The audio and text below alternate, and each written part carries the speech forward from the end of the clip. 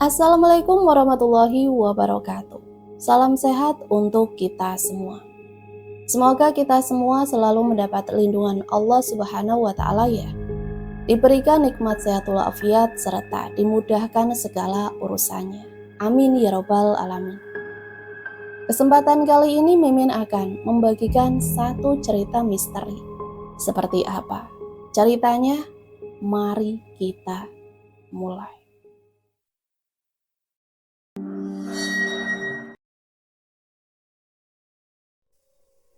2018 adalah gerbang menuju jurang bagi keluarga kami. Tahun di mana ibu, wanita yang paling hangat dan penuh kasih yang pernah kami kenal, mulai berubah menjadi sesuatu yang tidak bisa kami pahami, sesuatu yang asing dan mengerikan. Aku Sinta, dan ini adalah kisah catatan tentang bagaimana rumah kami yang penuh tawa perlahan berubah menjadi medan perang spiritual, dipimpin oleh teror yang bersemayam di dalam tubuh orang yang paling kami cintai, ibu. Awalnya perubahan itu sangat halus, seperti retakan kecil pada porselen mahal. Ibu yang biasanya cerewet, penuh energi, dan selalu siap dengan nasihat atau lelucon, mulai lebih sering diam, duduk di sofa ruang tengah, pandangannya menerawang keluar jendela. Entah kemana. Jika ditanya jawabannya singkat, kadang tidak nyambung. Kami pikir, ibu mungkin hanya sedang lelah. Usia kan tidak bisa bohong. Namun perlahan retakan itu melebar. Ibu mulai bicara sendiri, bukan gumaman ringan seperti orang merenung, tapi percakapan yang jelas. Kadang berbisik, kadang menjawab dengan nada yang bukan suara ibu. Disinilah keganjilan itu mulai menampakkan wujudnya yang sesungguhnya. Aku ingat sore itu, hujan mengguyur lebat di luar, menciptakan melodi monoton yang menenangkan. Aku sedang di dapur membantu kakakku, Reza, menyiapkan makan malam. Adik bungsuku Dian sedang menggambar di meja makan. Ibu duduk di ruang tengah. Pandangan langsung dari dapur, tapi masih dalam jangkauan pendengaran.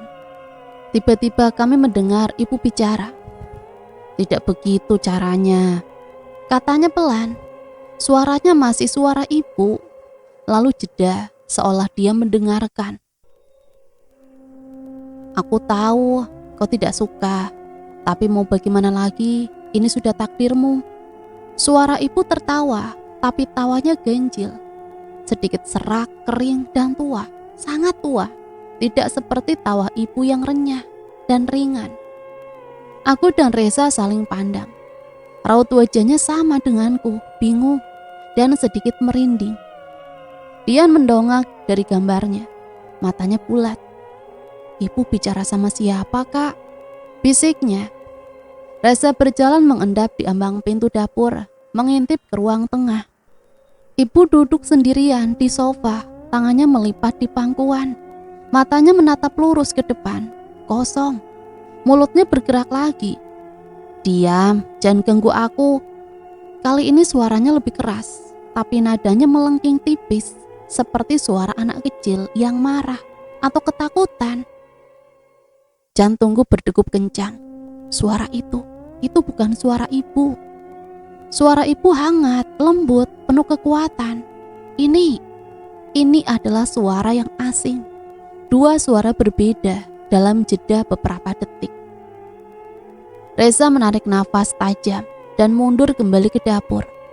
Wajahnya pucat. Ibu bicara sendirian, tapi suaranya... Dia tidak perlu melanjutkan kalimat itu. Kami semua mendengarkan. Keheningan menggantung di dapur, hanya dipecah oleh suara hujan dan gemuruh petir di kejauhan. Ketakutan pertama itu menyelinap masuk tipis, tapi menusuk. Malam harinya keadaan tidak membaik. Setelah makan malam yang sunyi, di mana ibu hanya makan sedikit dan kembali larut dalam dunianya, kami mencoba mengajaknya bicara. Ibu sakit? Tanya Reza hati-hati. Ibu mendongak, matanya berkedip, seolah baru sadar dari lamunan panjang. Sakit apa? Tanyanya, suaranya kembali normal. Ibu bicara sendiri tadi sore. Kataku. Suaranya berubah-ubah. Ibu mengerutkan kening. Bicara sendiri? Kapan? Ibu tidak merasa bicara sendiri. Nada bicaranya tulus, seolah dia memang tidak menyadarinya. Ini membuat kami semakin bingung. Apakah ibu lupa? Atau apakah itu bukan ibu yang bicara? Setelah itu kejadian seperti itu makin sering terulang. Kadang di siang hari saat dia sedang menyapu atau mencuci piring. Gumaman, bisikan, lalu tiba-tiba ada suara berat seperti pria tua batuk atau suara melengking anak kecil merengek. Kami mulai terbiasa mendengarnya, tapi tidak pernah bisa tidak merasa takut setiap kali itu terjadi. Rumah kami yang dulu ramai dan penuh cinta, canda tawa, perlahan diselimuti atmosfer tegang dan mencekam. Kami berjalan dengan hati-hati, selalu mendengarkan, selalu waspada jika suara asing itu muncul lagi dari mulut ibu. Bagian paling menakutkan dari keganjilan itu adalah apa yang terjadi di malam hari setelah kami semua tidur. Ibu sering bangun. Aku tidur sekamar dengan Dian, sementara Reza tidur di kamar sebelah kamar ibu di ujung lorong. Pintu kamar kami biasanya terbuka sedikit. Seringkali di tengah malam yang gelap dan sunyi, aku akan terbangun tidak jelas apa yang membangunkanku. Mungkin suara langkah kaki yang sangat pelan, atau hanya perasaan gelisah yang tiba-tiba.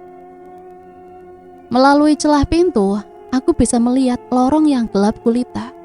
Dan di sana, di ujung lorong, di ambang pintu kamarnya ibu. Ibu duduk. Dia tidak terbaring di kasur, tidak tidur. Dia duduk di lantai atau kadang di kursi di dekat jendela, menatap lurus ke depan, ke arah kegelapan. Tubuhnya tegak, kaku, dan mulutnya bergerak-gerak komat-kamit. Bisikan-bisikan itu sangat pelan, hampir tidak terdengar. Tapi suaranya bukan suara orang berdoa, lebih seperti mantra atau kutukan bahasa yang tidak kami mengerti. Dian kadang juga terbangun. Kami akan bersembunyi di bawah selimut, berpegangan tangan erat, gemetar, ketakutan. Kami tidak berani menyalakan lampu, tidak berani bersuara, hanya menunggu dalam gelap, mendengarkan suara komat-kamit ibu yang entah sedang bicara dengan siapa atau melakukan apa. Pandangan ibu yang duduk kaku di kegelapan itu menjadi mimpi buruk berulang yang menghantui tidur kami. Wujudnya dalam gelap, siluetnya yang kaku, bisikan-bisikan yang keluar dari mulutnya. Rasanya seperti melihat orang asing di tubuh ibu. Reza sebagai kakak tertua mencoba untuk bersikap rasional. Mungkin ibu insomnia parah, katanya suatu pagi. Saat kami membahas hal ini dengan suara sangat pelan, takut ibu mendengar. Stres mungkin, ibu banyak pikiran mungkin. Kami ingin percaya, kami sangat ingin mempercayainya. Jauh di lubuk hati kami tahu, itu bukan hanya sekedar insomnia atau stres biasa. Ada sesuatu yang lebih gelap, lebih primitif dan menakutkan yang terjadi pada ibu. Ketegangan di rumah meningkat setiap hari. Kami berjalan di atas cangkang telur yang retak. Setiap suara keras, setiap gerakan tiba-tiba membuat kami terlonjak. Ibu sendiri makin jarang berinteraksi normal dengan kami. Matanya sering tampak kosong atau dipenuhi ekspresi yang tidak biasa. Marah tanpa sebab, sedih tanpa alasan, atau kadang-kadang ada kilatan aneh seperti kecerdasan atau kekejaman yang bukan miliknya. Puncaknya terjadi beberapa bulan setelah keganjilan ini dimulai. Kami sudah terbiasa dengan bisikan dan suara-suara aneh dengan ibu yang duduk kaku di malam hari. Kami mulai beradaptasi dengan neraka kecil kami. Tapi malam itu, batas itu terlampaui. Hari itu sangat panas, udaranya lembab dan mencekam, seolah akan ada badai besar. Ibu tampak lebih gelisah dari biasanya. Sejak pagi dia mondar-mandir di rumah, tangannya menggaruk-garuk lengan atau kepala. Bisikan-bisikan itu keluar lebih sering, lebih nyaring. Menjelang senja, awan gelap menggulung di langit. Angin bertiup kencang, mengibaskan dedaunan dan menerbangkan debu. Listrik sempat padam sebentar atau menyala kembali. Suasana rumah terasa pengap dan suram. Kami sedang berkumpul di ruang keluarga. Ibu duduk di sofa. Kami di sekelilingnya mencoba mengajaknya bicara. Namun dia hanya diam. Tiba-tiba ia berdiri. Wajahnya tegang, matanya melotot. "Kalian lihat itu?" tanyanya. Suaranya dalam dan berat. Suara pria tua. Kami saling pandang, bingung. "Lihat apa, Bu?" tanya Reza pelan. "Itu yang berdiri di belakangmu," teriaknya. Kami sontak menoleh. Tidak ada apa-apa di belakang Reza selain dinding. "Tidak ada apa-apa, Bu," kataku. "Bohong, aku lihat dia menertawakanku," teriak ibu. Suaranya melengking tajam. Kini suara anak kecil yang ketakutan. Lalu tiba-tiba berubah menjadi geraman rendah yang menakutkan. Ibu mulai bergerak, bukan berjalan, tapi seperti tersentak-sentak mendekati Reza. Tangannya terangkat, jari-jarinya seperti cakar. Wajahnya beringas penuh kebencian yang asing. Kami beringsut mundur, takut. Pergi kalian semua. Jangan ganggu aku," teriaknya lagi. Dia meraih bunga kristal di meja sudut dan membantingnya ke lantai. Pecahannya berterbangan. Kami berteriak kaget. Ibu tidak berhenti. Dia menyambar benda apapun yang bisa dicangkaunya. Bantal sofa dilempar, majalah dihamburkan, lalu matanya tertuju pada cermin besar yang menggantung di dinding ruang keluarga. Cermin itu warisan dari nenek, bingkainya ukiran kayu yang rumit. Ibu menatap bayangannya sendiri di cermin itu dan tiba-tiba mengeluarkan suara tawa. Tawa itu bukan tawa manusia. Serak melengking dengan nada histeris yang kejam. Lihat siapa yang ada di sana," teriaknya. Tertawa terbahak-bahak dengan suara-suara aneh itu bergantian keluar dari tenggorokannya. Ibu berlari ke arah cermin. Kami tidak sempat mencegahnya. Dengan kekuatan yang entah dari mana datangnya, ibu meninju cermin itu. Cermin seketika pecah berserakan. Potongan tajam jatuh ke lantai. Ibu menarik tangannya, berdarah. Tapi ibu tidak meringis kesakitan. Ibu malah menjilati darah yang menetes dari tangannya. Lalu menatap kami dengan mata merah menyala. Senyum mengerikan terukir di bibirnya. Diiringi tawa yang masih menggema. Tawa yang sama sekali tidak familiar. Tawa dari sesuatu yang tua dan jahat. Kami terpaku di tempat, ketakutan luar biasa. Dian menangis histeris bersembunyi di balikku. Reza berdiri di depanku. Dia berusaha melindungi kami. Tapi dia juga gemetar. Ibu yang berlumuran darah berdiri di depan cermin pecah yang memantulkan bayangan wajahnya yang bengis. Tertawa dengan suara yang bukan suaranya. Di saat itu dalam keheningan yang mengikuti badai kecilnya, kami tahu ini bukan sakit biasa. Ini bukan stres. Ini bukan gangguan jiwa yang bisa dijelaskan secara medis dengan mudah. Ini adalah sesuatu yang lain, sesuatu yang gelap, sesuatu yang sudah mengambil alih ibu kami. Suara tawa mengerikan itu masih terngiang di telinga kami. Bahkan setelah ibu akhirnya terdiam dan kembali terduduk di lantai, pandangannya kosong lagi, seolah kejadian barusan tidak pernah terjadi. Cermin pecah di belakangnya, menjadi saksi bisu. Ini adalah permulaan dan kami tidak tahu seberapa jauh atau seberapa buruk permulaan ini akan membawa kami. Cermin di ruang keluarga hancur berkeping-keping, pecahannya berserakan di lantai. Beberapa berkilauan memantulkan cahaya lampu yang meredup. Yang lain tertutup noda merah dari darah ibu. Udara terasa dingin dan pekat, bukan karena suhu ruangan, tapi karena sisa energi yang baru saja meledak. Kemarahan yang bukan milik ibu. Suara tawa yang membuat bulu kuduk meremang. Setelah badai emosi itu berlalu, ibu duduk lunglai di lantai, di antara puing-puing kaca. Tatapannya kosong lagi. Wajahnya yang tadinya bengis dan asing, kini kembali menjadi wajah ibu. Kami yang pucat dan lelah. Dia tidak bergerak, hanya terdiam. Seolah 10 menit terakhir tidak pernah terjadi. Aku dan Dian gemetar di belakang Reza.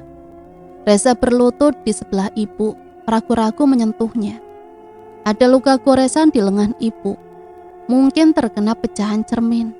Darahnya masih menetes perlahan. Reza melihat darah itu, lalu melihat wajah ibu yang kosong, lalu melihat pecahan cermin, dan pandangan matanya itu adalah pandangan seseorang yang dunianya baru saja terbalik. Bu, ibu kenapa? Suara Reza serak, penuh ketakutan, yang mencoba disembunyikan. Ibu tidak menjawab, ibu hanya duduk di sana, sosok yang rapuh. Namun beberapa saat lalu terasa begitu asing dan menakutkan. Malam itu kami habiskan dengan membersihkan kekacauan. Setiap pecahan kaca terasa seperti bukti dari mimpi buruk yang nyata. Kami melakukannya dalam keheningan. Hanya suara sapu bergesek dengan lantai dan desahan nafas berat. Tak ada yang berani bicara keras, seolah takut membangunkan sesuatu yang lain yang mungkin masih bersembunyi di sudut gelap. Ketika semua selesai, Reza membalut luka ibu.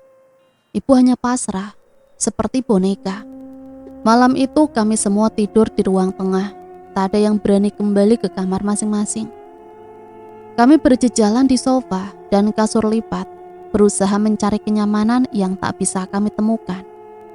Setiap suara kecil di luar, setiap retakan di dinding membuat kami tersentak.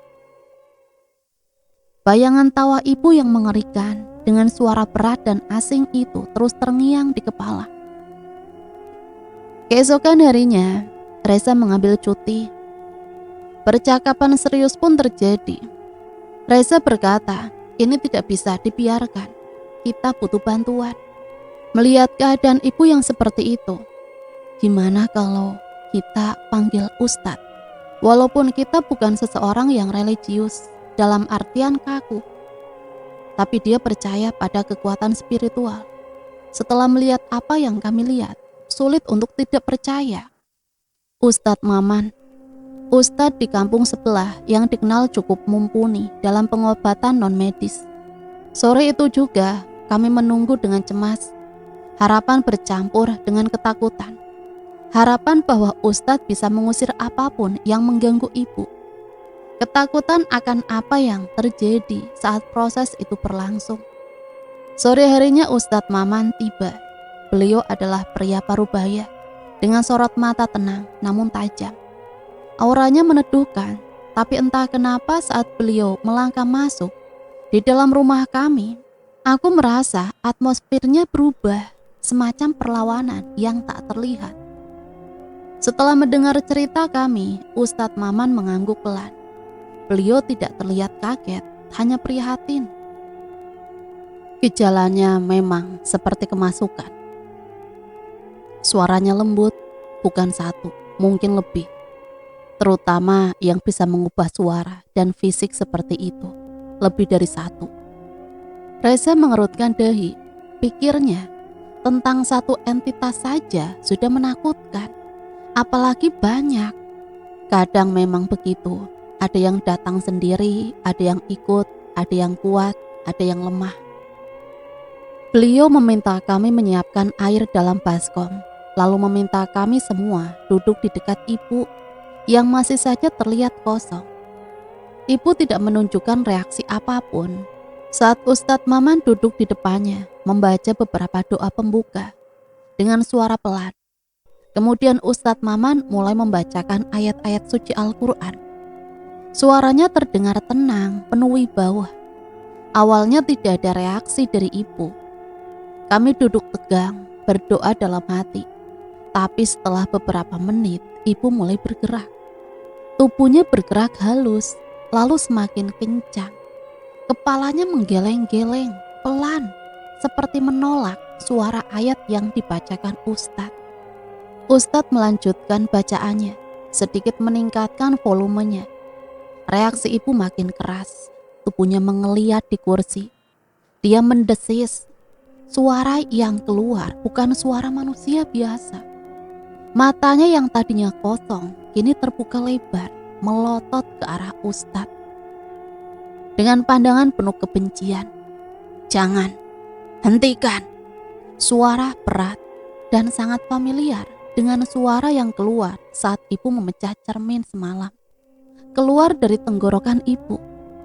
Ustadz tidak berhenti, beliau malah memperkuat bacaannya. Ibu mulai berteriak, bukan teriakan kesakitan yang wajar, tapi jeritan yang melengking, lalu berubah menjadi raungan yang dalam. Seperti binatang, tubuhnya meronta-ronta, mencoba melepaskan diri dari kursi. Reza dan aku refleks memegangi lengannya agar tidak terjatuh. "Panas, panas!" Teriak suara itu lagi, kini terdengar seperti dicampur dengan suara perempuan tua yang parau. Tenaga ibu entah dari mana sangat kuat. Ustadz Maman terus memercikkan air yang sudah didoakan ke wajah ibu. Setiap percikan air suci itu terasa seperti membakar. Ibu mencerit lebih keras, mengeliat lebih brutal. Lalu suara lain muncul, melengking seperti tangisan anak kecil yang tersiksa. "Sakit, Mama, sakit. Jangan baca itu." Campur aduk suara mengerikan itu membuat kami ngeri. Suara berat, suara perempuan, suara anak kecil, dan di tengah-tengah itu kadang terselip suara ibu kami sendiri yang lemah, seperti tercekik memanggil nama kami. Ustadz terlihat berusaha keras, keringat membanjiri dahinya. Beliau terus membacakan ayat-ayat perlindungan dan mengusirnya. Tapi perlawanan dari dalam tubuh ibu luar biasa. "Kami di sini sudah lama." Suara berat itu meraung, diiringi tawa mengejek. "Kami ini korban. Kami sakit hati." Suara perempuan tua. Ia berkata dengan penuh dendam. Anak kecil itu merintih. Setiap suara itu bagai pukulan telak bagi kami. Mereka tidak hanya satu, mereka banyak, dan mereka berbicara tentang korban, tentang sakit hati, tentang sudah lama. Di sini proses ruqyah itu berlangsung cukup lama, terasa seperti berjam-jam. Akhirnya ibu kembali lemas, nafasnya tersengal, wajahnya pucat pasi, matanya terpejam. Keheningan yang mencekam menyelimuti ruangan. Ustadz menghela nafas panjang. Beliau terlihat kelelahan. "Mereka sangat kuat," katanya pelan. Seperti yang mereka katakan, dia lebih dari satu. Satu yang paling kuat menguasai, yang lain ada yang seperti ikut. Ada yang seperti ada kaitannya dengan masa lalu, santet atau semacamnya. Ustadz menjelaskan bahwa proses ini tidak akan mudah atau cepat. Ruqyah pertama ini tampaknya justru memprovokasi mereka yang tadinya bersembunyi, ini menunjukkan diri dan kekuatan mereka. Beliau memberikan kami amalan, doa, air ruqyah, dan pesan untuk terus berikhtiar. Ini bukan hanya masalah ibu rumah tangga, ini energinya juga tidak bagus. Ustadz menambahkan, pandangannya menyapu sudut-sudut ruangan, terus jaga sholat, baca Al-Quran, bersihkan rumah secara spiritual. Ketika Ustadz Maman pulang, kami merasa lebih lelah daripada sebelumnya. Harapan yang sempat muncul kini bercampur dengan rasa putus asa yang dalam. Ruqyah pertama tidak mengusir mereka, justru sebaliknya. Ini seperti membuka kotak Pandora. Dan benar saja, malam itu teror dimulai dengan intensitas yang jauh lebih parah. Rumah kami yang tadinya terasa hangat dan aman, ini berubah menjadi arena pertempuran spiritual. Setiap malam menjadi neraka. Dimulai dengan suara-suara ketukan. Bukan ketukan di pintu depan, tapi di dinding. Kadang pelan, kadang cepat. Kadang di dinding ruang tengah, lalu pindah ke kamar tidur. Lalu ke dapur. Bukan suara ketukan biasa, ada ritme yang mengganggu. Terkadang seperti mencakar, lalu suara langkah kaki di lantai atas. Ketika tidak ada siapapun di sana, langkah berat menyeret, lalu berlari cepat, seperti anak kecil bermain. Kadang diikuti tawa cekikikan yang dingin. Barang-barang mulai berpindah sendiri. Kunci motor menghilang dari tempatnya. Kami mencarinya panik, lalu menemukannya tergeletak di teras belakang. Remote televisi ada di dalam kulkas. Pakaian yang sudah dilipat tiba-tiba berserakan di lantai. Foto keluarga jatuh dari dinding, kacanya pecah. Ini bukan kejadian sekali dua kali. Ini terjadi setiap hari. Kekacauan kecil yang konstan, mengingat bahwa kami tidak sendirian.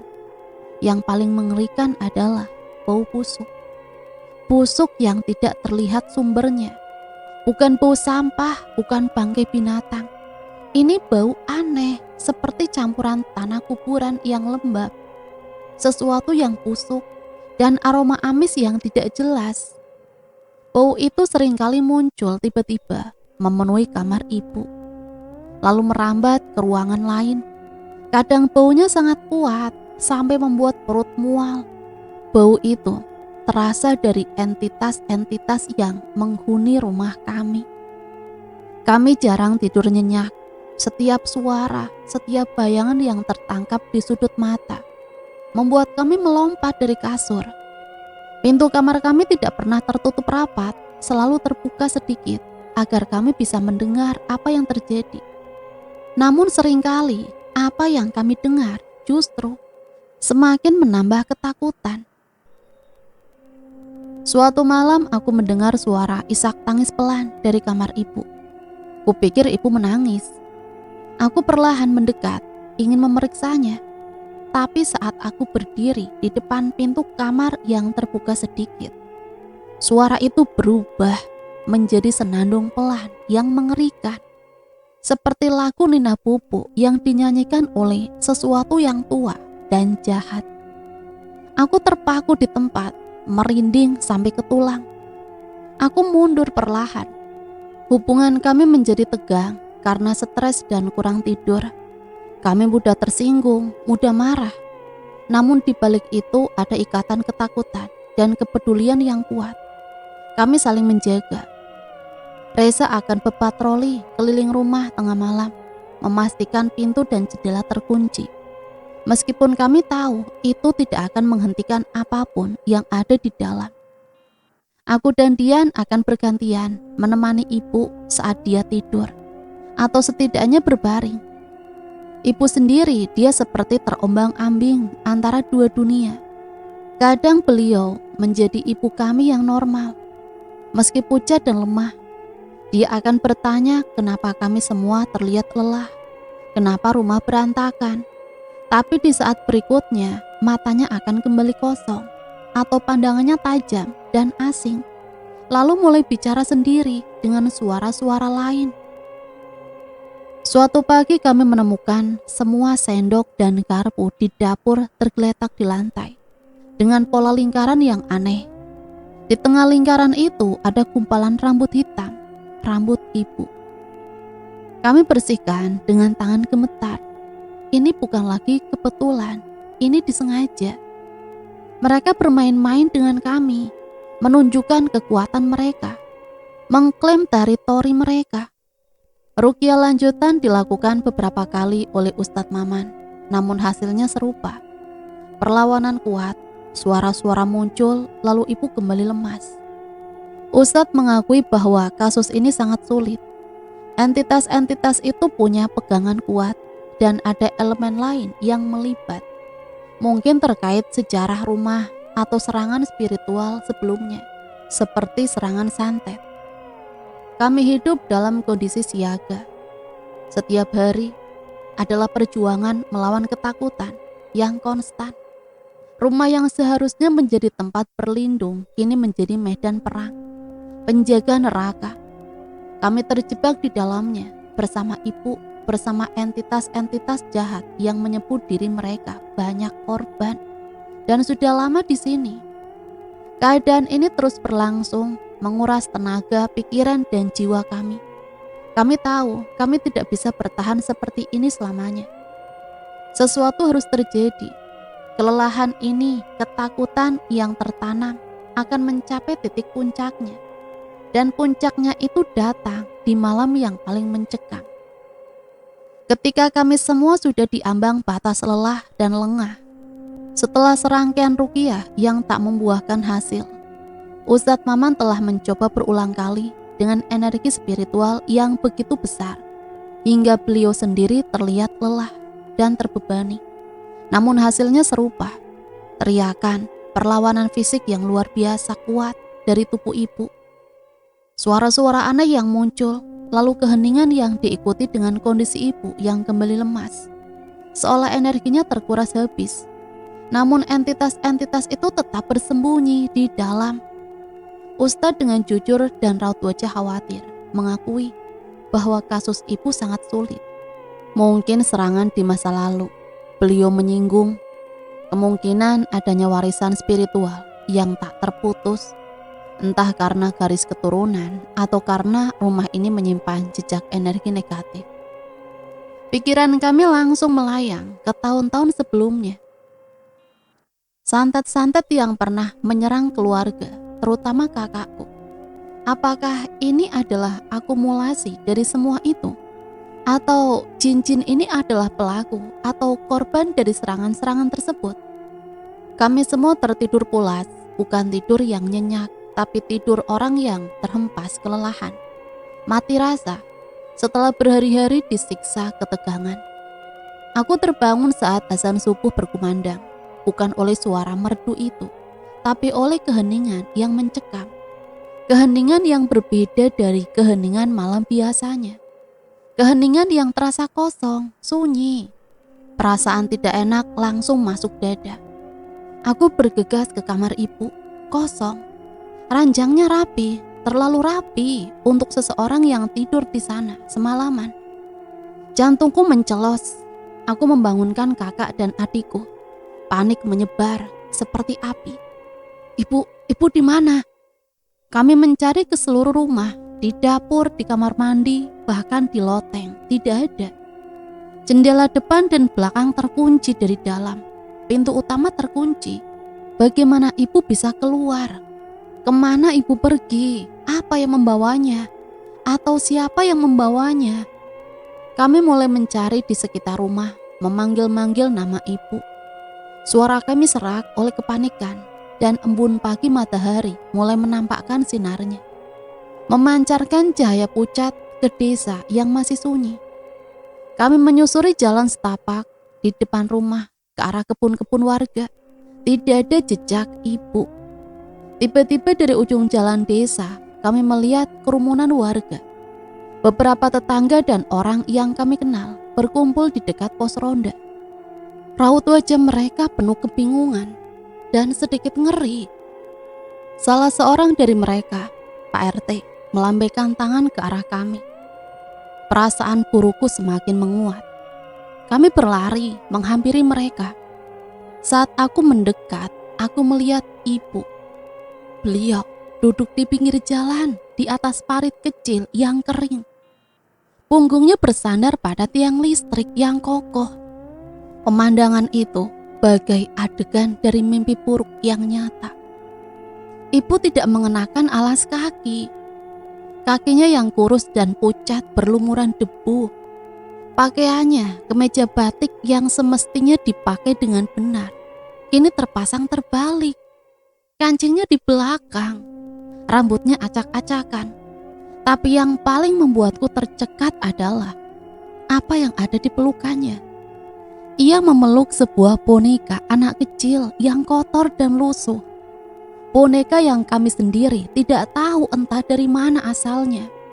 Dengan erat, seolah itu adalah anaknya sendiri. Matanya kosong, menatap lurus ke depan. Namun bibirnya komat kami tak jelas. Suaranya kadang seperti gumaman anak kecil, kadang seperti dengung rendah yang mengerikan. "Ibu!" Aku berteriak, mencoba mendekat. Tapi saat aku melangkah maju, tubuh ibu menegak. Mata kosong itu tiba-tiba beralih padaku. Dan sorotnya bukan sorot mata ibuku. Itu sorot mata yang liar, penuh kebencian. Seperti binatang buas yang terpojok. "Pergi!" Raungan sebuah suara dari tubuh ibu. Bukan suara ibu sama sekali. Suaranya berat, kasar, seperti kerikil digosok. "Jangan dekati dia." Aku terkesiap. Kakakku menarik tanganku mundur. Para warga mundur selangkah. Wajah mereka pucat pasi. Mereka hanya melihat seorang ibu yang mengamuk. Tapi kami tahu siapa yang berbicara itu. Salah satu dari mereka, atau mungkin semua dari mereka, mencoba membujuk ibu. Kami mencoba mendekat. Ibu menjerit nyaring, melengking, hingga telinga sakit, dan mencoba menerjang ke arah kami. Meskipun kakinya lemas, kekuatan yang tiba-tiba muncul dalam tubuh ringkih itu sungguh mengerikan. Beliau mengayunkan tangan, menendang ke udara, seolah sedang melawan musuh tak kasat mata, atau mungkin melawan kami yang dianggap musuh. Boneka lusuh itu tetap erat dalam pelukannya. Situasi semakin tidak terkendali. Jeritan ibu yang bergantian dengan raungan dan gumaman aneh menarik perhatian lebih banyak warga. Beberapa orang mencoba membantu, tapi serangan ibu yang mendadak dan kuat membuat mereka mundur ketakutan. Akhirnya Pak RT memutuskan bahwa ini di luar kemampuan warga biasa. "Kita panggil polisi saja," katanya putus asa. Aku menolak ide itu. Dalam hati, polisi, mereka tidak akan mengerti. Mereka akan melihat orang gila yang mengamuk, bukan ibu kami yang sedang berjuang melawan entitas kegelapan. Tapi kami tidak punya pilihan lain. Kami tidak bisa mengendalikan ibu kami. Tidak bisa membawanya pulang dalam kondisi seperti itu. Tak lama kemudian mobil polisi tiba. 2 petugas berseragam turun dengan raut wajah waspada, namun bingung melihat kerumunan dan seorang wanita yang duduk di pinggir jalan sambil berteriak-teriak dan memeluk boneka. Petugas itu mencoba mendekat dengan hati-hati. "Ibu, tenang bu, tenang bu," kata salah satunya dengan suara lembut. Reaksi ibu malah semakin menggila. Beliau berdiri tiba-tiba. Boneka itu jatuh ke tanah dan beliau menyerang petugas polisi itu dengan kekuatan yang mengejutkan. Meronta, mencakar, menendang. 2 petugas itu, mereka dan beberapa warga yang berani untuk akhirnya bisa menahan ibu. Mereka harus menggunakan semacam ikatan untuk mengendalikan pergerakannya, yang membuat hatiku hancur. Melihat ibu kami diperlakukan seperti penjahat atau binatang buas. Di tengah kekacauan itu, polisi meminta keterangan kami. Aku mencoba menjelaskan apa yang terjadi.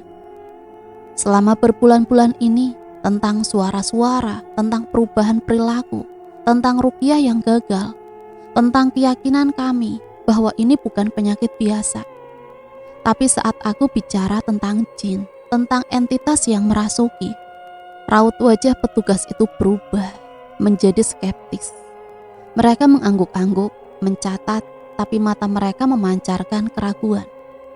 Mereka melihat kelelahan dan keputusasaan di wajah kami, dan mereka menafsirkannya sebagai stres akibat merawat anggota keluarga yang sakit jiwa. Ini tampaknya kasus gangguan mental berat.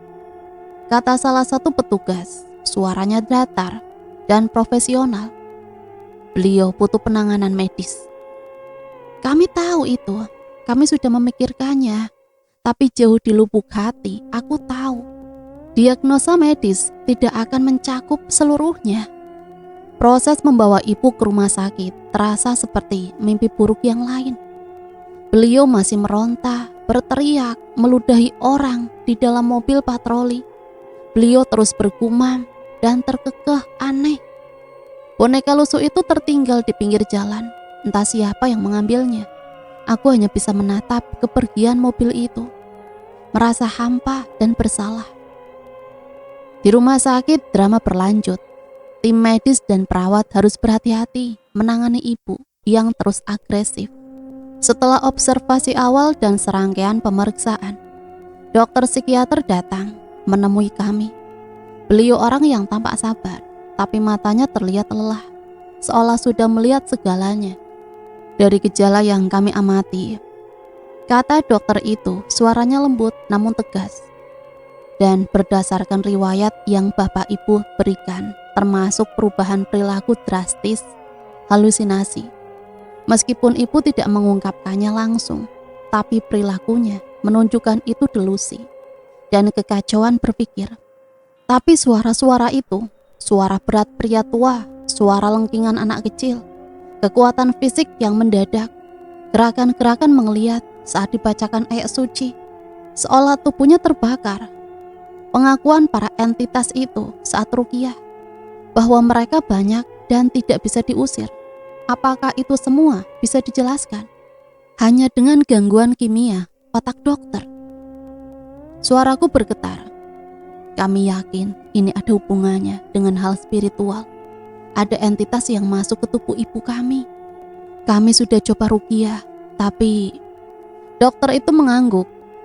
Saya mengerti keyakinan Anda di daerah kita. Kepercayaannya seperti itu memang kuat.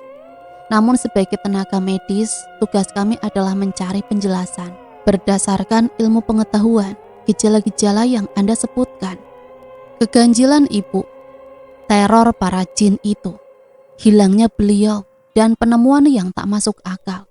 Semuanya berporos pada rumah kami di Jalan Melati nomor sekian. Bukan hanya karena di sanalah ibu paling sering menunjukkan gejala terparahnya, tapi karena seperti yang mulai kami sadari, rumah itu sudah bermasalah. Jauh sebelum tahun 2018 yang kelam itu dimulai. Aku duduk di ruang tunggu rumah sakit jiwa, mencoba mengumpulkan kepingan ingatan yang tercecer dan menakutkan. Adikku, Dian, menggenggam tanganku erat. Wajahnya pucat pasi. Kakakku Reza mondar-mandir gelisah di lorong. Setelah ibu dibawa ke rumah sakit, rumah terasa kosong. Namun pada saat yang sama terasa sangat penuh.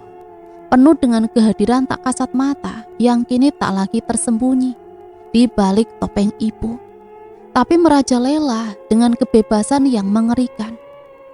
Ustadz Maman pernah menyebutkan ada entitas yang sudah mendiami rumah itu, mungkin terikat pada tanahnya, mungkin terikat pada sejarah yang tidak kami ketahui. Kemudian dia juga menyinggung soal santet. Ya Tuhan, bagaimana aku bisa lupa? Tahun 2015, tahun sebelum teror ibu mencapai puncaknya. Saat itu serangan santet gencar menghantam keluarga kami, terutama Reza. Dia baru saja putus hubungan dengan pacarnya yang posesif, dan kami dengar dari teman-teman punya latar belakang keluarga yang dekat dengan hal-hal mistis. Tiba-tiba saja Reza sakit parah yang tidak terdiagnosa medis. Sekujur tubuhnya lemas, demam tinggi, dan yang paling mengerikan muncul luka-luka aneh di badannya yang tidak mau sembuh. Dokter angkat tangan. Kami akhirnya membawa Reza ke beberapa ahli spiritual. Beberapa bilang dikirim jin, beberapa bilang santet. Puncaknya ada yang bilang ada kiriman yang tertanam di dalam tubuhnya. Setelah diruqyah dan menjalani pengobatan alternatif, Reza perlahan sembuh. Tapi pengalaman itu meninggalkan trauma mendalam kami. Kami pikir masalah itu sudah selesai. Kami pikir itu adalah serangan yang ditujukan spesifik pada Reza terkait urusan pribadinya. Kami tidak pernah menghubungkannya dengan rumah ini secara langsung. Sampai Ustadz Maman menyebutkannya kembali. Santet itu seperti membuka gerbang, kata Ustadz Maman suatu kali. Matanya menyorot tajam ke arah rumah kami. Jika energinya cukup kuat, ia bisa mengundang hal-hal lain yang ikut tertarik pada kegelapan itu. Rumah ini mungkin sudah menjadi semacam magnet bagi entitas-entitas yang berkeliaran. Apakah serangan santet 2015 itu bukan hanya menyerang Rizal, tapi juga menandai rumah ini, membuatnya rentah? Dan apakah entitas-entitas yang masuk ke tubuh ibu belakangan ini adalah tamu yang datang setelah gerbang itu terbuka? Jin perempuan tua, jin anak-anak, dan yang paling menakutkan, entitas yang mengaku sebagai korban. Korban? Apa korban dari serangan yang sama? Atau korban dari sejarah kelam rumah ini yang tidak kami tahu? Setelah ibu dirawat di rumah sakit, kami memutuskan untuk bergiliran menjaga rumah. Awalnya terasa aneh, rumah itu senyap tanpa kehadiran fisik ibu, tanpa gumamannya, tanpa tawanya yang mendadak berubah jadi jeritan atau tangisan. Tapi kesunyian itu palsu. Ia hanya menutupi kebisingan yang lain. Malam pertama kami kembali ke rumah setelah mengantar ibu ke rumah sakit. Kami mencoba bersikap normal, memasak makan malam, menonton TV. Namun aura di rumah itu terasa berbeda, lebih berat, lebih dingin, bahkan di cuaca yang sebenarnya tidak dingin. Bayangan di sudut ruangan terasa lebih pekat, lebih mengawasi. Suara-suara mulai muncul lagi, bukan suara ibu, tapi suara-suara di dalam rumah itu sendiri. Ketukan-ketukan yang tidak berasal dari pintu atau jendela, tapi dari dinding, dari langit-langit, bahkan dari dalam lemari. Awalnya hanya 1 atau 2 kali, membuat kami saling pandang dengan gugup. Kemudian makin sering. Polanya kadang acak, kadang seperti ada yang sengaja mengetuk berulang kali, seolah ingin menarik perhatian kami atau mengganggu ketenangan kami. Pelan tapi memekakan telinga. Dalam kesunyian malam, bau busuk itu kembali. Bau yang pertama kali muncul saat teror ibu makin menjadi-jadi. Bau yang tidak jelas asalnya. Bukan sampah, bukan bangkai, tapi sesuatu yang amis, membusuk, dan membuat mual. Kali ini baunya bukan hanya di kamar ibu, tapi mulai merambat ke ruang keluarga, ke dapur. Ia muncul tiba-tiba, menguat lalu menghilang tanpa jejak, hanya menyisakan rasa jijik dan takut. Barang-barang kembali berpindah, hal-hal kecil, kunci motor yang terakhir kulihat di meja makan, kini sudah tergeletak di depan pintu kamar mandi lantai atas, seolah ada yang sengaja meletakkannya di sana. Satu malam aku sedang membaca Al-Quran. Di ruang keluarga, aku memilih surat-surat yang biasa dibacakan Ustadz Maman saat ruqyah. Belum lama aku membaca, lampu ruangan di keluarga mulai berkedip. Berkedip liar, bukan hanya lampu itu, tapi semua lampu di lantai bawah. Kedipannya makin cepat, seperti disko. Aneh dan mengerikan. Diikuti oleh suara dengungan yang menyakitkan dari saklar listrik. Suasana berubah mencekam. Aku menghentikan bacaanku. Jantungku berdegup kencang dan sekejap lampu-lampu padam. Rumah gelap total. Seperti biasa, suara bisikan, tawa, ketukan terdengar menjadi satu.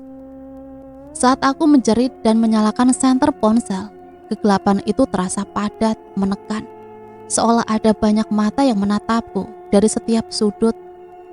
Lampu-lampu kemudian menyala lagi secara tiba-tiba, seperti tidak terjadi apa-apa. Tapi rasa takut itu sudah menancap di ulu hati. Dian mulai mengalami mimpi buruk yang mengerikan setiap malam. Dia bermimpi tentang bayangan hitam yang berdiri di dekat tempat tidurnya, atau bermimpi melihat ibu dalam wujud yang mengerikan. Mata melotot, tertawa tanpa suara. Reza, yang biasanya paling skeptis setelah sembuh dari santetnya dulu, kini menjadi yang paling gelisah. Dia sering terbangun di malam hari karena mendengar suara langkah kaki di lantai atas, padahal tidak ada siapa-siapa di sana. Dia bahkan mengaku sempat melihat sekilas bayangan hitam melesat di ujung koridor. Saat dia lewat, bayangan itu mengingatkannya pada sosok yang ia lihat saat sakit parah dulu. Kini aku teringat cerita para tetangga beberapa bulan sebelum teror pada ibu memuncak. Saat ibu baru mulai menunjukkan gejala aneh, seperti termenung dan bicara sendiri. Ada tetangga yang pernah bertanya pada kami, Pak Amir, yang rumahnya bersebelahan dan punya penglihatan sensitif.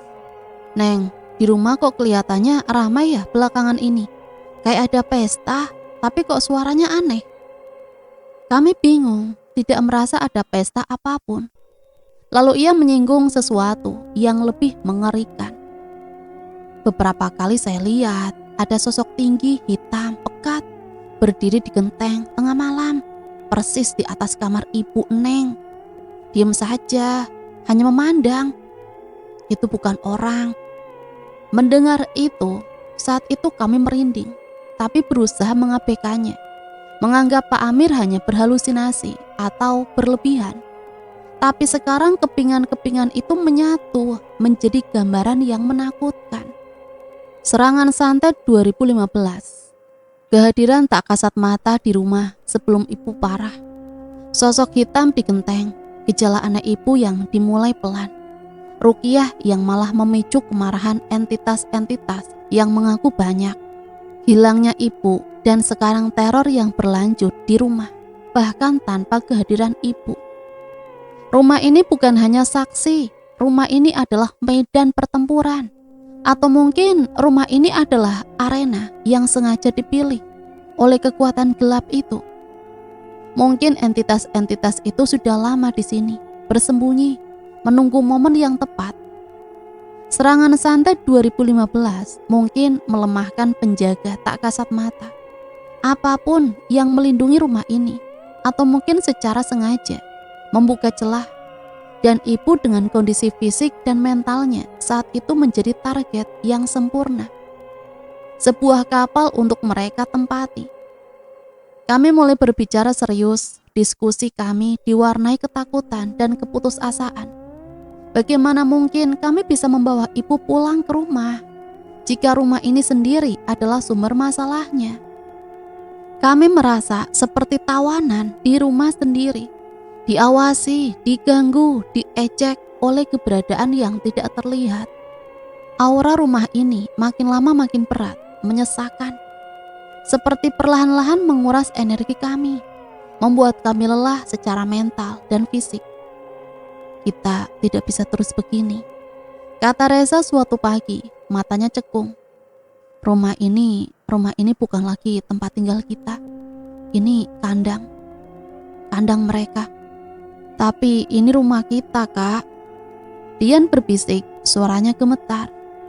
Di sini kita tumbuh, di sini banyak kenangan sama ibu. Tapi kenangan itu dirusak, Dian. Potongku, suaraku sedikit lebih keras dari yang kuinginkan. Setiap sudut rumah ini sekarang mengingatkanku pada saat ibu, bukan ibu. Pada jeritan, pada ketakutan. Aku tidak kuat lagi. Kami mencoba meruqyah rumah sendiri, membaca ayat-ayat suci di setiap ruangan. Bukannya membaik, gangguan justru makin intens. Suara tawa yang terdengar seperti mendengung, mengejek. Suara benda jatuh dengan keras di lantai atas saat kami di bawah. Atau sebaliknya, bahkan bau busuk itu makin sering muncul, seolah mereka marah. Dengan berat hati kami mengambil keputusan. Kami akan meninggalkan rumah ini untuk sementara, atau mungkin selamanya, mencari tempat tinggal lain.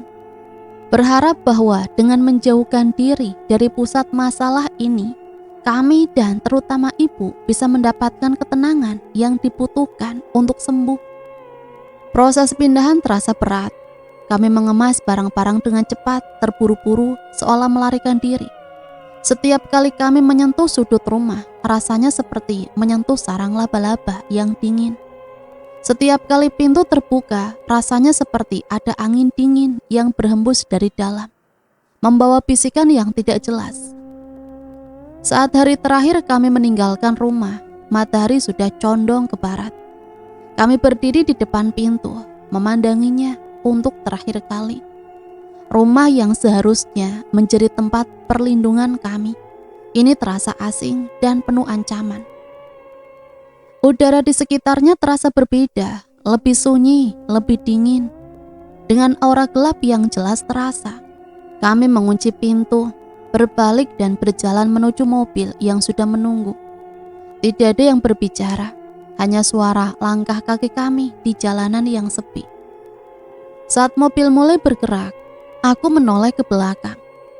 Jendela kamar ibu di lantai atas tampak gelap. Namun sesaat sebelum mobil berbelok di tikungan, aku bersumpah. Aku melihat siluet hitam pekat tinggi berdiri tegak di ambang jendela itu, menatap ke arah kami pergi. Akhirnya kami menempati sebuah kontrakan kecil di lingkungan yang berbeda. Lingkungan yang terasa lebih ramai, lebih hidup, jauh dari rumah lama yang kini kami tinggalkan begitu saja, kosong dan sunyi. Namun bahkan setelah kami pergi, cerita tentang rumah itu tidak berhenti. Beberapa minggu saat kami mengunjungi ibu di rumah sakit, kami sempat berpapasan dengan Pak Amir. Dia bertanya kabar.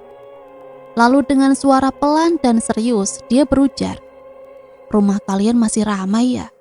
Kadang malam hari saya masih dengar suara tangisan perempuan dari sana, atau suara orang teriak-teriak, padahal kan kosong ya. Atau mungkin ada orang lain yang masuk tanpa izin." Kami hanya bisa tersenyum miris, menelan rasa takut yang muncul kembali. "Tidak Pak Amir, bukan orang lain. Mereka masih di sana. Entitas yang merenggut ketenangan kami, yang merasuki ibu, yang menjadikan rumah kami neraka. Mereka belum pergi, mereka masih bersemayam di sana." Rumah itu kini berdiri sendirian, sebuah monumen bisu dari teror yang kami alami.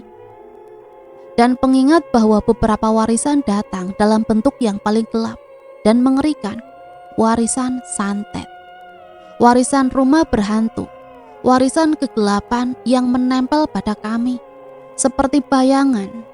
Dan di rumah sakit, ibu kami terbaring perlahan-lahan membaik, namun meninggalkan pertanyaan besar. Apakah kami benar-benar sudah meninggalkan semua itu? Apakah sebagian dari kegelapan itu sudah terlanjur melekat pada diri kami, siap untuk bangkit lagi kapan saja? Perjalanan untuk membawa ibu kembali pulang, kembali menjadi ibu kami yang dulu, terasa makin jauh dan penuh rintangan. Setelah kami meninggalkan rumah itu, rumah yang berdiri sunyi di tengah deretan rumah, bisikan angin malam dan ingatan-ingatan buruk, babak baru kehidupan kami dimulai. Babak yang seharusnya membawa kelegaan, namun justru terasa seperti berada di limbo yang mengerikan. Ibu berada di rumah sakit jiwa, sebuah tempat yang meski bertujuan mulia, terasa asing dan dingin bagi kami. Kontras dengan hiruk-pikuk teror yang baru saja kami tinggalkan. Ruangan ibu kecil, dindingnya dicat putih, pucat, dan aroma antiseptik menusuk hidung. Berusaha mati-matian menutupi bau obat-obatan dan kesedihan yang mengendap. Di sini, di bawah pengawasan ketat para perawat yang bergerak dengan langkah-langkah terukur, ibu kami terbaring. Kadang beliau tenang menatap langit-langit kosong dengan mata yang tampak melihat jauh melampaui dunia nyata. Kadang beliau gelisah meracau kata-kata yang tak jelas, atau tiba-tiba menjerit dengan suara yang memekakan, memaksa perawat menyuntiknya dengan penenang. Bagi mereka, ini adalah masalah kimia otak, ketidakseimbangan, hasil dari tekanan psikologis yang ekstrim. Mereka berbicara tentang dosis obat, terapi, perilaku, dan prognosis yang sejujurnya tidak terdengar menjanjikan. Tetapi kami tahu, jauh di lubuk hati kami yang paling takut, kami tahu ini bukan sekedar sakit jiwa biasa. Gejala-gejala itu terlalu identik, terlalu familiar dengan suara-suara berat, lengkingan yang pernah menghantui rumah kami, dengan tawa dingin yang bukan miliknya, dengan kekuatan fisik abnormal saat mengamuk. Masalah kejiwaan mungkin ada, trauma pasti ada, tapi entitas-entitas itu, para jin yang mengaku banyak, itu warisan santet yang menempel. Mereka tidak bisa dijelaskan dengan istilah medis. Setiap kunjungan ke rumah sakit adalah perjuangan batin kami. Datang dengan hati berat, berharap melihat secercah cahaya di mata ibu. Namun seringkali pulang dengan dada sesak, karena menyaksikan penderitaannya yang tak kunjung usai. Kami mencoba berbicara dengannya, membacakan surat-surat pendek dengan lembut, memegang tangannya jika beliau mengizinkan, dan tidak memberontak.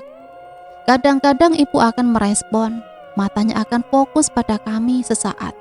Bibirnya membentuk senyuman tipis yang nyaris tak terlihat, seolah-olah secuil jiwa lamanya berhasil menembus kabut yang melingkupinya. Namun momen-momen itu singkat, rapuh, seperti gelembung sabun yang dengan sangat cepatnya menghilang. Butuh waktu, nak, kata dokter dengan sabar saat kami bertanya kapan ibu bisa pulang. Obat-obatan ini bekerja perlahan. Kita perlu menyesuaikan dosisnya. Yang paling penting sekarang adalah lingkungan yang tenang dan kepatuhan dalam pengobatan. Kami mengangguk, berpura-pura mengerti sepenuhnya, berpura-pura percaya bahwa ini hanyalah masalah medis. Tapi di rumah kontrakan kami yang baru, sebuah tempat sederhana yang terasa hambar setelah drama di rumah lama, namun setidaknya bebas dari hawa dingin yang mencekam. Kami tidak berhenti berusaha dengan cara kami. Kami sholat berjamaah, lebih sering memohon pertolongan Tuhan. Kami membaca Al-Quran bersama-sama, mengalirkan ayat-ayat suci ke udara, berharap kekuatannya bisa mencapai ibu. Di tempat beliau berada, kami berdiskusi dengan keluarga besar, mencari petunjuk, saran, atau sekedar kekuatan moral. Beberapa menyarankan ruqyah lagi, yang lain menyarankan pengobatan alternatif. Ada juga yang hanya bisa menangis bersama kami.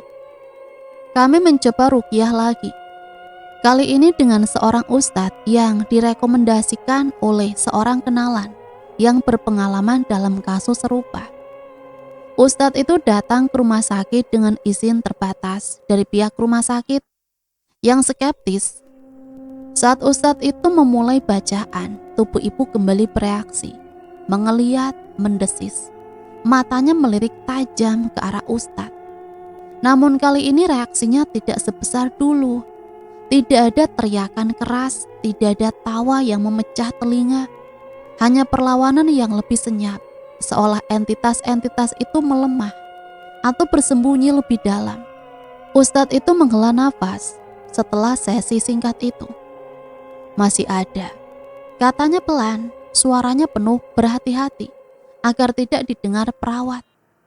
Jumlahnya mungkin berkurang atau mereka sedang bersembunyi, tapi yang pasti mereka masih terhubung.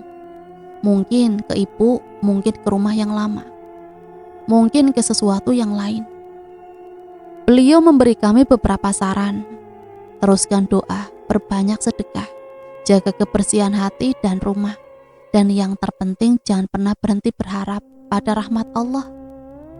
Dia juga menekankan pentingnya kasih sayang dan kehadiran kami sebagai keluarga bagi ibu. Energi positif kalian, cinta kalian itu juga benteng yang kuat. Mereka membenci cahaya kasih sayang. Kata-kata ustadz itu mengendap dalam hati kami. Kami sudah terbiasa berpikir bahwa perang ini hanya bisa dilawan dengan senjata spiritual atau medis yang keras. Tapi ustadz itu mengingatkan kami bahwa ada senjata lain yang sering kami lupakan dalam kepanikan, cinta dan kebersamaan. Maka kami mengubah pendekatan kami. Kunjungan ke rumah sakit bukan lagi hanya ritual penuh ketakutan, tapi menjadi ritual kasih sayang kami. Tidak lagi hanya membaca Al-Quran untuk mengusir jin, tetapi membacanya untuk menenangkan hati ibu dan hati kami sendiri, memohon kesembuhan dari Zat yang Maha Menyembuhkan. Kami bercerita kepada ibu tentang hal-hal normal, tentang kabar terbaru dari keluarga, tentang cuaca di luar, tentang rencana sederhana di masa depan. Seolah-olah beliau sepenuhnya hadir dan sehat. Kami memeluknya, mencium keningnya, menunjukkan bahwa kami tidak jijik atau takut padanya, apapun yang merasukinya. Perubahan itu tidak terjadi dalam semalam. Proses penyembuhan ibu sangat lambat, penuh kemunduran, dan sedikit langkah maju yang hampir tak terlihat. Ada hari-hari ketika beliau sama sekali tidak merespon, tatapannya kosong dan dingin. Ada hari-hari ketika beliau gelisah dan paranoid, berbisik tentang orang-orang yang mengintai atau suara-suara yang memerintahkannya. Pihak rumah sakit terus menyesuaikan dosis obat dan secara medis mereka mencatat adanya perbaikan bertahap. Namun kami melihat sesuatu yang lain. Ada momen-momen ketika ibu memilih untuk menolak bisikan atau perintah yang kami duga datang dari entitas itu. Wajahnya akan berkerut, seolah kesakitan. Tangannya mengepal, tapi beliau tidak lagi mengamuk secara fisik. Kadang beliau akan berbisik lemah, "Pergi, jangan ganggu." Seolah sedang berbicara dengan sesuatu yang hanya dia lihat atau dengar. Ini adalah bukti bagi kami bahwa jiwa ibu sedang berjuang di dalam sana, melawan para penyewa yang tak diundang. Kami meningkatkan doa. Setiap azan berkumandang, kami bergegas menunaikan sholat, memanjatkan doa khusyuk untuk ibu, berbagi cerita-cerita positif. Kami sadar jika energi negatif dan ketakutan bisa menjadi magnet bagi hal-hal buruk, maka energi positif, kasih sayang, dan keimanan yang kuat seharusnya bisa menjadi penangkalnya. Entah itu kombinasi obat-obatan, kekuatan doa, cinta yang tak henti, atau pertarungan batin ibu sendiri. Perlahan tapi pasti, sesuatu mulai bergeser. Mata ibu mulai sering menunjukkan kilau kehidupan. Rambutnya yang sempat kusut mulai terawat, rapi lagi. Kadang beliau bahkan berusaha menyisirnya sendiri. Beliau mulai makan lebih banyak, tidur lebih nyenyak tanpa penenang dosis tinggi. Dan yang paling membuat hati kami berdesir, beliau mulai berbicara dengan suara aslinya untuk durasi yang lebih lama. Percakapan itu singkat pada awalnya. Sebuah pertanyaan sederhana tentang salah satu dari kami. Sebuah komentar tentang makanan. Tapi setiap kata yang keluar dengan suara lembut dan familiar, itu terasa seperti tetesan air di padang pasir bagi kami. Itu adalah suara ibu kami yang asli. Kemudian datanglah malam itu. Malam yang akan selamanya terukir dalam ingatan kami sebagai titik balik yang tidak terduga dan luar biasa. Kami sedang berkunjung, duduk di sisi ranjang ibu yang sudah bisa duduk bersandar, memegangi tangannya.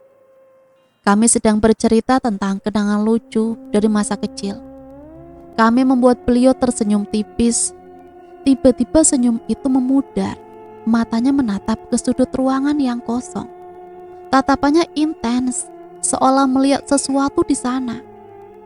Dada kami mencelos, ketakutan lama merayap naik. Apakah mereka kembali? Apakah perbaikan ini hanya ilusi? Namun kali ini berbeda. Wajah ibu tidak menunjukkan kemarahan atau kegilaan, melainkan kelelahan yang mendalam dan sedikit kelegaan yang aneh. Air mata mulai mengalir dari matanya, membasahi pipinya. Beliau menghela nafas panjang, nafas yang terasa seperti melepaskan beban bertahun-tahun. Kemudian dengan suara yang jelas, lemah, namun sepenuhnya dirinya ibu sendiri, berbisik, "Mereka sudah pergi." Kata-kata itu menggantung di udara dingin ruangan kamar sakit. Kami terdiam, tidak berani bergerak, takut kata-kata itu akan mencair seperti embun. Ibu menoleh ke arah kami, matanya berkaca-kaca, menatap kami satu persatu. "Sudah pergi, Nak," ulangnya. Suaranya sedikit lebih kuat, penuh kepastian, yang membuat kami merinding. Tiba-tiba saja, rasanya seperti ada beban berat yang diangkat dari pundakku. Mereka tidak kuat lagi, cahayanya terlalu terang. Cahaya apa? Obat-obatan, ruqyah, atau cahaya dari doa-doa tak henti, dari kasih sayang yang kami curahkan, dari keimanan yang kami genggam erat? Kami tidak tahu, dan di saat itu kami tidak terlalu peduli. Yang terpenting adalah mereka sudah pergi. Air mata kami pecah, kami memeluk ibu erat-erat, menangis dalam kelegaan, rasa syukur dan kelelahan yang luar biasa. Ibu membalas pelukan kami. Tangan kurusnya mengusap punggung kami dengan gerakan familiar yang sudah lama tidak kami rasakan. Ibu kami sudah kembali. Proses setelah malam itu memang masih panjang. Ibu harus menjalani pemulihan fisik dan mental. Efek obat masih ada. Dan trauma dari tahun-tahun yang dihabiskannya di bawah pengaruh entitas-entitas itu meninggalkan luka emosional yang dalam. Beliau sering lupa apa yang terjadi selama masa kegelapannya, atau hanya mengingatnya seperti mimpi buruk yang kabur. Tapi jiwanya yang asli telah kembali menetap di dalam raganya. Kami tidak kembali ke rumah lama. Rumah itu tetap berdiri di sana, kosong. Sebuah saksi bisu dari teror yang pernah terjadi di dalamnya.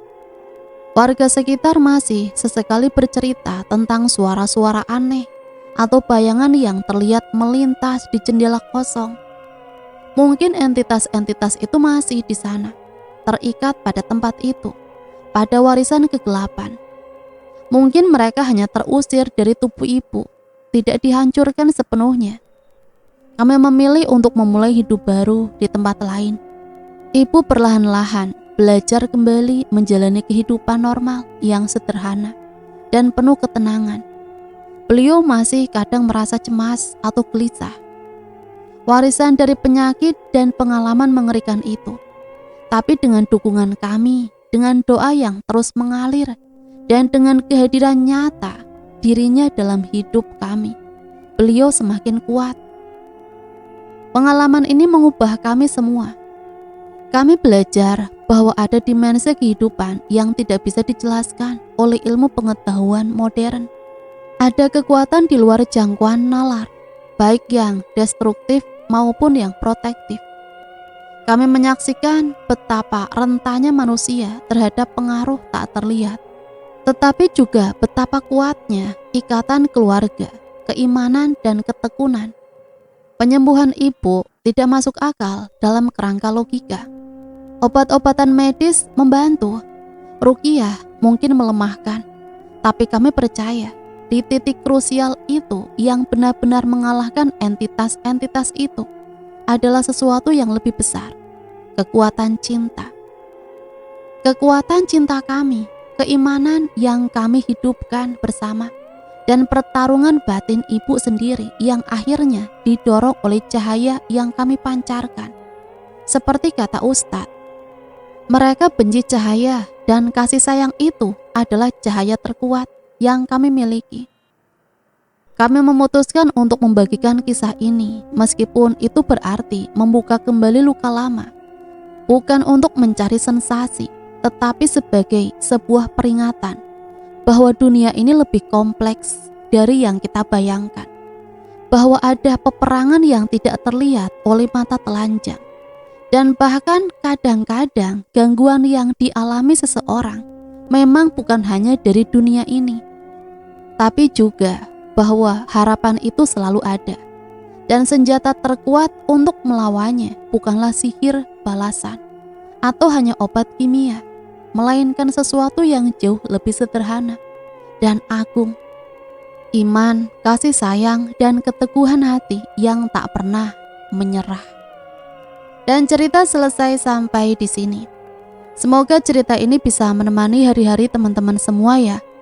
Dan semoga ada pembelajaran yang bisa kita ambil dari cerita ini. Ambil sisi positif dan buang jauh-jauh hal negatifnya. Sampai di sini Mimin pamit undur diri, mohon maaf apabila banyak salah kata. Sampai berjumpa kembali di cerita-cerita misteri selanjutnya. Matur nuwun, wassalamualaikum warahmatullahi wabarakatuh.